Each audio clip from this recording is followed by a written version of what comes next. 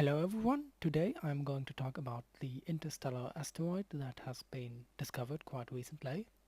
The asteroid is designated 1I 2017 U1, which is basically short for it being the first interstellar asteroid being discovered and being discovered in 2017. It has now gotten a proper name, that being Oumuamua. I probably pronounced that wrong. You can look it up. That's what the NASA website says. If you absolutely want to know how it's correctly pronounced, you can look it up. I probably pronounced it wrong, but that is the name it has been given. It's been discovered with a Hawaiian observatory funded by NASA and thus been named in Hawaiian, meaning a messenger from very far away. And it is indeed from very far away and incredibly old. We do not actually know where it came from. We know the direction it came from, and we know that that direction is towards the star Vega, but back when it would have come from there, Vega was somewhere else. So now it's from the direction of Vega, but Vega, of course, also moved. So it's basically from behind Vega or whatever was behind there earlier, but it didn't originate there either. It has originated probably billions of years ago in the formation of another star system, and then during the early period of that star system has been flung out, and since then has been floating around in interstellar space, sometimes maybe coming near another star, and now getting really close to the sun, a chance encounter. Now, this is not too unlikely because there were actually quite a few such interstellar asteroids. We don't have the equipment to map them all. Most of our observatories are specialized for finding asteroids that are relatively near to Earth, and it's estimated that we get roughly one such encounter every year, but the chances of actually finding that have recently, with new telescopes, been increased to somewhere around maybe 10% or such, and before that have been much lower even. So this is the first such asteroid we discovered, but there might be more coming in the next few years and decades. The asteroid was discovered in October by the NASA-funded International Pan-STARRS telescopes, but it had already been closest to the Sun in September, actually getting closer than Mercury to the Sun. It has since passed underneath Earth's orbit, or southern of Earth's orbit, and is now further away from the Sun than Mars, and still going outwards and leaving the solar system. Its speed outside of the solar system was more than 20 kilometers per second, so we can be fairly certain that it actually is outside the solar system. This is not a velocity change you would coincidentally get somewhere in the asteroid belt by collision or something. And its orbit is also fairly steeply inclined. Now, it is relatively small, so as it goes further and further away, it's getting harder to observe it, and actually might no longer be observable within this year.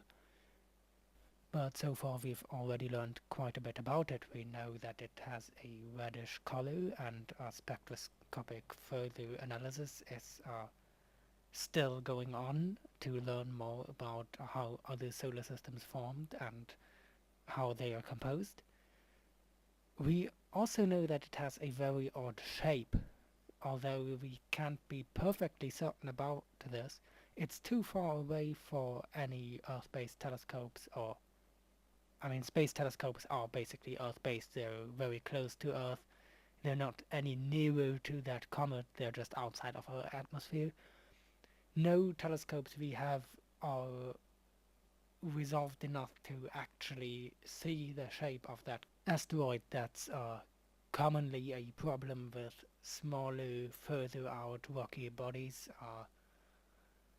We can get rough estimates and measurements. We know that its brightness is fluctuating on a 7-hour cycle. That is relatively common since objects in space tend to rotate slowly, and thus if they are elongated or larger in one direction than in another, or brighter on one side than on another, then they'll reflect a different amount of light depending on which side is directed towards you, and so as they rotate, they will fluctuate in brightness, and thus you can measure very certainly its rotational period, which is around 7 hours.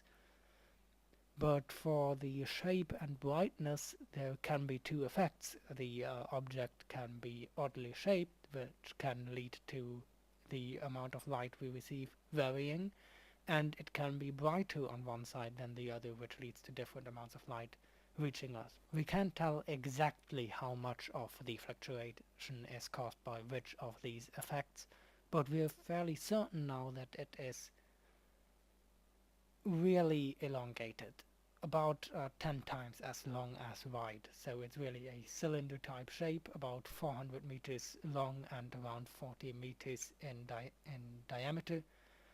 But these are rough estimates based on the amounts of light we receive from it, and the spectrum of the light we receive from it, the color of the light we receive from it. Thus we can estimate what kinds of materials it could be made of or has to be made of. Then we can estimate how bright its surface has to be, and then based on the amount of light we get, how big it has to be. So for now this is all very odd and fascinating, but we can't really tell a lot of really interesting detailed stuff yet, because much of the data we have is still being analyzed, and we're still collecting more with telescopes all around the world as long as it is still visible. And it is shooting off quickly, but it might not be that unique a chance. As I've said, there are probably many more such asteroids, about one a year, but we can't discover them all. We simply don't have the telescopes to constantly scan the entire sky, so we might still discover a few more in the coming decades, and hypothetically a mission to one of them would be possible. Not to this one, as such missions take decades of preparation. If you hurry a lot, maybe less than 1 decade, but still years. And this one is leaving us quickly. Within the next few years it will pass through the outer solar system and completely leave us. But if we discover another such asteroid and we have a mission prepared, then we could intercept it. It does require a lot of delta V, but using ion engines you could put a spacecraft onto an intercepting trajectory. Not a very big spacecraft, but something like a small 50 kilo payload could be brought to such an asteroid using a combination of chemical rockets and ion engines with a medium or heavy launcher. But that would be a relatively ambitious mission and probably not happening anytime soon. Still, within the next few decades we might be able to launch a mission to a similar interstellar asteroid.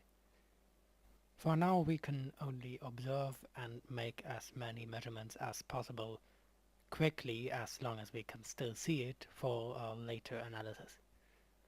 I hope you found this somewhat interesting, and as always, thanks for watching.